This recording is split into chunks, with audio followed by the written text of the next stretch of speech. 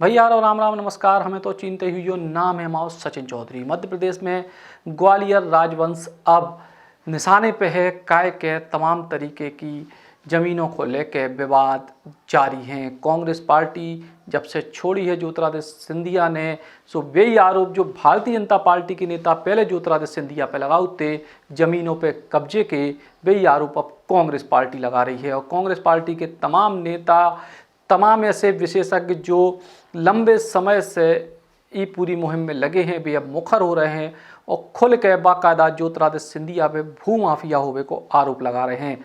और अब ज्योतिरादित्य सिंधिया ने पहली बार इस मुद्दे पर सफाई दी है कि उनको परिवार की जो भी संपत्तियां हैं वे उनको विरासत में मिली हैं और ई में उनकी कौन गलती नहीं है। हम आपको सबसे पहले सिलसिलेवार तरीके से बता रहे और सुनवा रहे कांग्रेस नेता की जुबानी कि कौन कौन तरीके से ज्योतिरादित्य सिंधिया ने ज़मीनों पे कब्जा करे या फिर अवैध तरीके से ज़मीनें अपने नाम करवाई। जरा आप जो पूरो को पूरो इंटरव्यू सुनो। भैया और राम राम नमस्कार। हमें तो चिंते हुई, नाम है हमारा सचिन चौधरी। इटे हम हैं ग्वालियर में, और ग्वालियर में जो सिंधिया परिवार है, राजवंश है, उसके खिलाफ कई सारे आरोप लगाए या फिर जा कहें कि कई सारे तथ्य देते हैं। मुरारी लाल दुबे जी हमारे संग हैं। मुरारी लाल जी, पूरा आप लोग सिंधिया परिवार को या राजवंश को भूमाफिया की श्रेणी में ला रहे, जमीन के कब्जे के आरोप लगा रहे, कहाँ से ये आरोप अचानक से निकल के आ रहे हैं? अचानक से नहीं आए ये आरोप। इनके बारे में जानकारी ले रहा हूँ करीब 30 साल से। वैसे मैं जब विद्यार्थी नेता था तब से मेरा सामंतवाद से मैं लड़ता रहा, लेकिन मेरा साथ उस वक्त मैं कॉलेज में प्रेसिडेंट था। उस वक्त मेरी लड़ाई हुई इनसे। मैंने इनके और भी मेले में टेंट लगे थे वो खाड़े, इनका दशहरा बंद कराया। लड़ाई तो मेरी चलती रही इनसे बराबर और बहुत लंबा चला।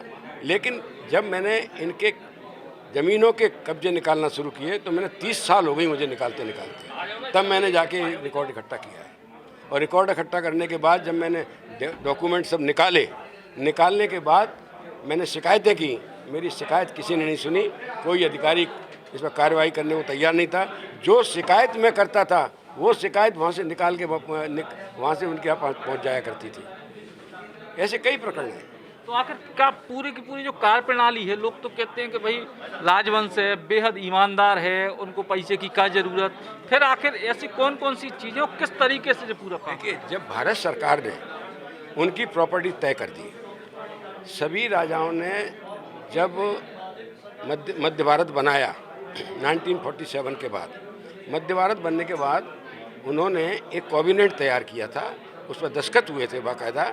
और उस कॉर्डिनेट में सेक्शन 12 है, उसमें ये दिया था कि तुम्हारी जो भी व्यक्तिगत उपयोग की संपत्ति है, उसमें इंग्लिश में ये है कि प्राइवेट प्रॉपर्टी यूज और एंजॉयमेंट की प्रॉपर्टी है, उस प्रॉपर्टी की आप लिस्ट 1 अगस्त 1948 तक देंगे। पॉजिटिवली उन्हें लिस्ट दे दी महाराज ने। वो गवर्नमेंट ऑफ इंडिया से मंजूर होके यहाँ के तत्कालीन प्राइम मिनिस्टर श्री लीलाधर जोशी के पास आए। लीलाधर जोशी ने उन लिस्टों को फाइनल होके आई थी वहाँ से, और वो लिस्टें इन्वेंट्री में छप गई। उसमें ये था कि कोई भी अगर डिस्प्यूट है तो वो रेफर होगा दिल्ली को, और वहाँ से एक नॉमिनी आएगा। वो नॉमिनी आके राज प्रमुख के साथ मिलकर डिसाइड करेगा, और उसका जो निर्णय होगा वो दोनों पार्टियों पर बाइंडिंग होगा। और उसमें आखिरी में यह है कि इस तारीख के बाद no dispute shall be referable after 1 July 1949। इसके बाद कोई, अब आज की तारीख में वो लिस्टें छप गई, उनके जरिए उनके माध्यम से इनको कब्जा दे दिया गया। कब्जा दे दिया गया, इनकी प्रॉपर्टी इनको दे दी गई, शेष गवर्नमेंट में ले ली गई। उसके बाद इन्होंने कब्जा करना शुरू किया।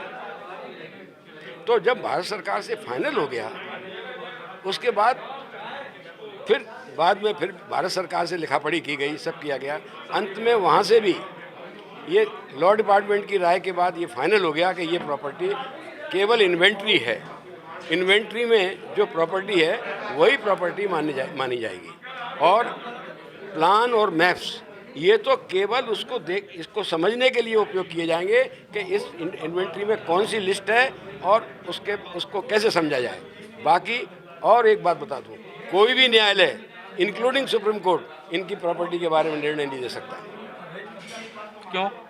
इसलिए कि संविधान में ऐसा प्रावधान है, भारत के संविधान में।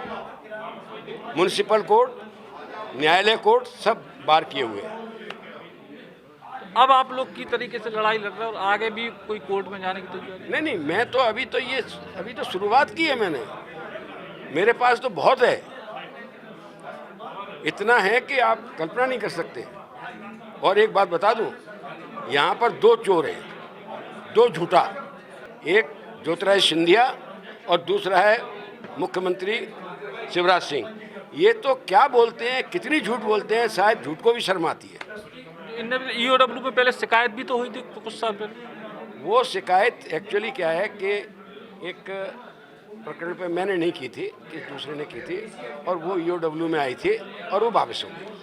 तो सुने आपने, अब हम आपको सुनवा रहे ज्योतिरादित्य सिंधिया की सफाई का है कि लगातार उन पे हमले हो रहे थे संपत्तियों को लेके और ज़मीनों को लेकर। और ये आरोप वे हैं जो भाजपा के भी प्रभात झा जैसे तमाम नेता पहले लगाते जब तक ज्योतिरादित्य सिंधिया कांग्रेस में थे। सुनो जरा ज्योतिरादित्य सिंधिया ने क्या सफाई दी है। आप और हम जानते हैं ये जो संपत्ति है वो हमारी 300 साल पुरानी है। मैं तो प्रश्न उन लोगों से कर रहा हूँ जो आजकल बन गए हैं महाराजा, पहले वो जवाब दें। अब मेरी पैदाइश अगर एक घर में हुई है तो अगर वो मेरी गलती है तो मैं स्वीकार करता हूँ। तो कुल मिला के जमीन की जंग भी शुरू हो गई है राजनीति की जंग के संगे संगे। लेकिन बड़ो सवाल जो ही है कि राजनीतिक दल अपने अपने समय पे मौन काय हो जात। जब वे नेता उनकी पार्टी में हो तो सब अच्छा हो, जब पार्टी में नहीं हो तो सब बुरे हो। और जई परिस्थितियां मध्य प्रदेश में भाजपा और कांग्रेस दो ही जनन पे लागू हो रही। बुंदेली बौछार की शानदार खबरों को देखने के लिए सब्सक्राइब जरूर करें और बेल आइकॉन दबाएं, तभी पूरी खबरें आपके पास आ पाएं।